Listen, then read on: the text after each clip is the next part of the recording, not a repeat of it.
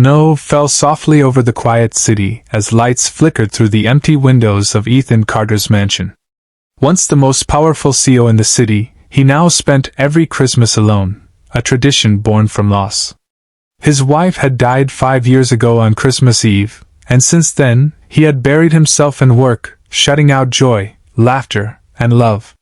Tonight, he sat by the grand fireplace, staring at the untouched feast prepared by his staff, a hollow attempt at celebration. The silence was heavy, broken only by the ticking of an antique clock. Then came the sound he least expected, a knock. Ethan frowned. Who could possibly come here, miles away from the city, on a snowy night? When he opened the door, a woman stood there, trembling, her coat dusted with snow, a little girl clinging to her hand. "I'm sorry," the woman said softly. "Our car broke down nearby, there's no signal, and it's freezing. Could we please wait inside?" Ethan hesitated, then nodded. Something in the girl's eyes, wide and trusting, reminded him of his late wife. As they stepped inside, warmth filled the air, not from the fire, but from their presence. The little girl looked up and whispered, "Mister, is that your Christmas tree? It's beautiful." For the first time in years, Ethan smiled, and didn't realize tears had begun to fall. The woman introduced herself as Grace, and her daughter as Lily, a bright, curious girl with rosy cheeks and eyes that sparkled like Christmas lights. Ethan led them to the living room, offering blankets and hot cocoa. Grace hesitated to sit, clearly uncomfortable in the presence of a man whose name she recognized from the news. "You're that Mr. Carter, aren't you? The one who built Carter Enterprises?" she asked quietly. Ethan nodded, trying to smile. "That was a long time ago." Lily, sipping her cocoa, pointed to a picture on the mantel. Ethan and his late wife, their faces glowing with happiness. "Is that your family?" she asked innocently. Ethan's throat tightened. "It was." Grace placed her hand gently over his. "I'm sorry. Christmas must be hard for you." For a moment, silence filled the room again, but this time, it was peaceful. Then Lily gasped. "Mommy, he doesn't have any presents under his tree." Ethan chuckled softly. "I don't really celebrate anymore." Lily frowned, thinking deeply. Then she reached into her pocket, and pulled out a small paper star she had cut from an old magazine. "Then I'll give you mine," she said. "It's not much, but it's lucky." Ethan stared at the tiny, wrinkled star, a child's simple gift, yet it struck deeper than anything he'd received in years. "Thank you, Lily," he whispered, placing it carefully atop the grand tree. The moment felt sacred, a flicker of warmth long forgotten.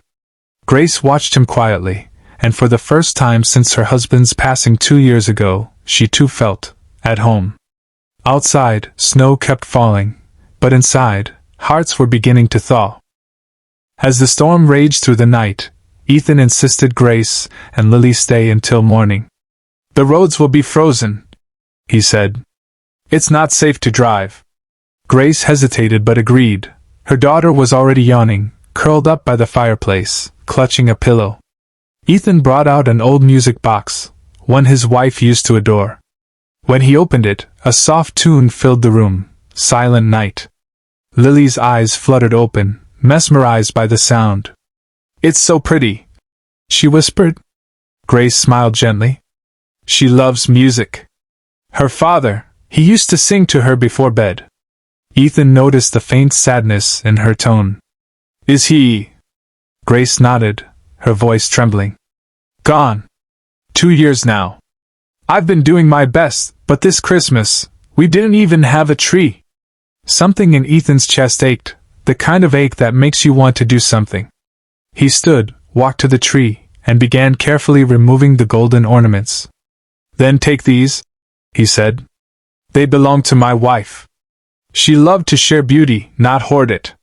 Grace's eyes widened. "I can't accept that." "You can't," he interrupted gently. "She'd want you to." Tears glimmered in Grace's eyes. "You don't even know us, and yet—" Ethan smiled faintly.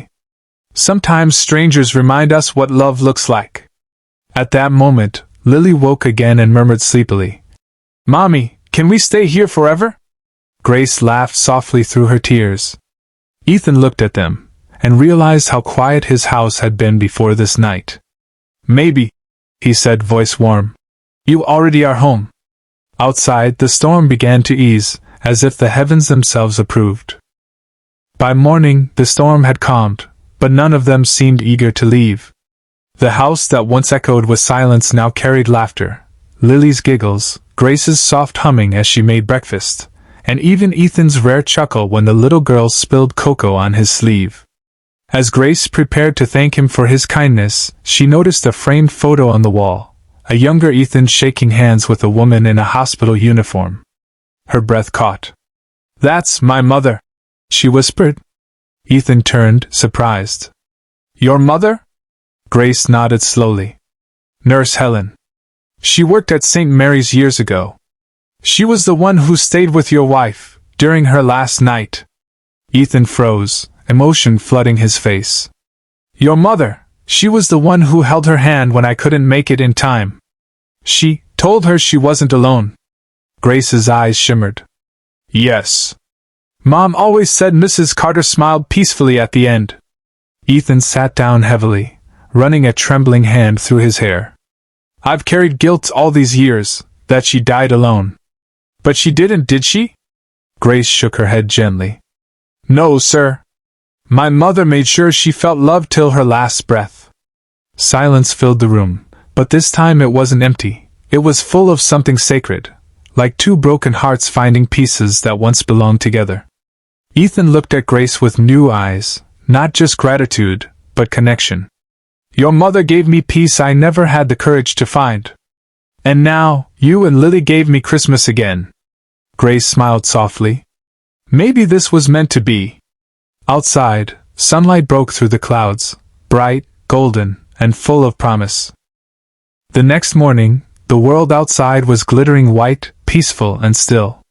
Grace stood by the window, watching Lily build a snowman in the garden. Ethan joined her quietly, holding 2 cups of steaming coffee. "She's beautiful," he said softly. "Reminds me of how Christmas used to feel." Grace smiled. "She's all I have. I just try to give her a little hope every day." Ethan looked at her, a thoughtful warmth in his eyes. "You've given me that too." A comfortable silence settled between them before he finally spoke again, his voice sincere. "Grace, I'd like to offer you something.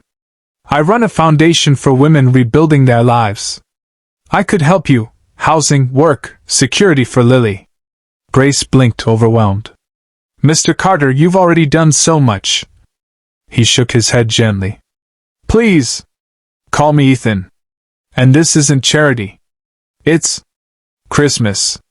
And maybe, selfishly, I just want a reason to keep you both around." Tears welled in Grace's eyes as she nodded. "Then we'd be honored." Lily ran in, cheeks pink from the cold, holding a small snowflake-shaped ornament she'd made from twigs and ribbon. "Mr. Ethan, I made this for your tree, so you'll never be alone again." Ethan knelt, accepting the fragile little gift as if it were gold. "Thank you, sweetheart. I think this tree just got its final piece." Grace watched him lift Lily into his arms, laughter filling the once empty mansion. For the first time in years, Christmas wasn't just another date on the calendar. It was a heartbeat, a promise, a family being born from kindness and loss. And as snow fell softly outside, Ethan realized sometimes the greatest gifts don't come wrapped in ribbons. They come knocking when you least expect them.